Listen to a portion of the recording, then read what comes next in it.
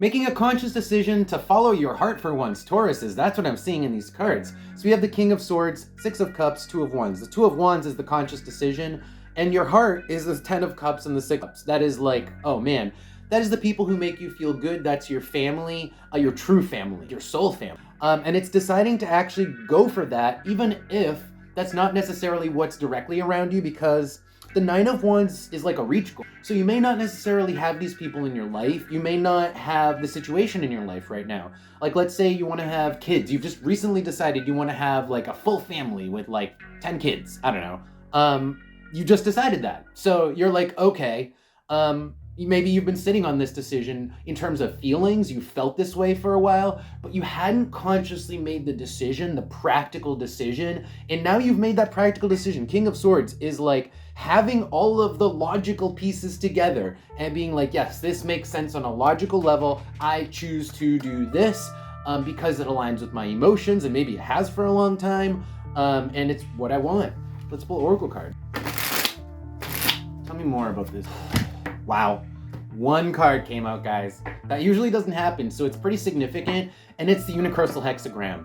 The Universal Hexagram, there's a reason I have it tattooed on my hand, is like the most powerful card in the Oracle deck. It's the card for ultimate spirituality, alignment, and doing what you're supposed to, and like what you're fated to do, and being like, doing what you're destined to do, okay? So, wow. Talk about being on the right path, or making the right choice currently. Let's see what else we get for him. Okay, so super interesting. This 3, I could have sworn was a 5 as it fell from my hand onto the table. Very interesting.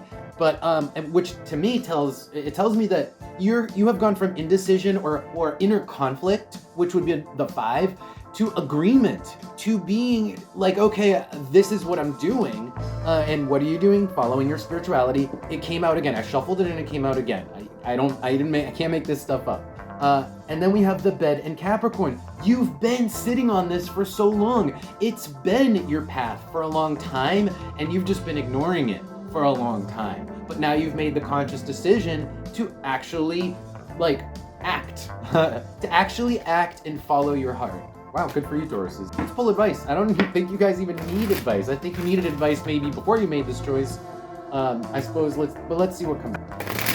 Advice. Wow. So all 5 cards came out, and they are together. They all speak of freedom, new freedoms that you have. So we have the 3 of Cups and the 9 of Pentacles. The 9 of Pentacles is actually independent, like physical independence, financial independence, the ability to go out and do whatever you want, etc.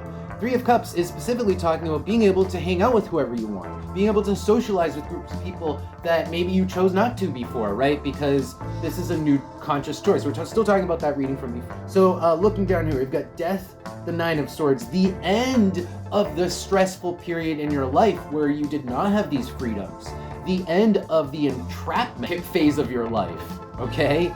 And now we're entering the phase where you get to do you. You get to do whatever you want. You get to do, it's another card for independence and like really building your life, like making your own life rather than perhaps being entrapped by circumstance. Yeah, this is like a new life that is much more empowered than the life that you had before.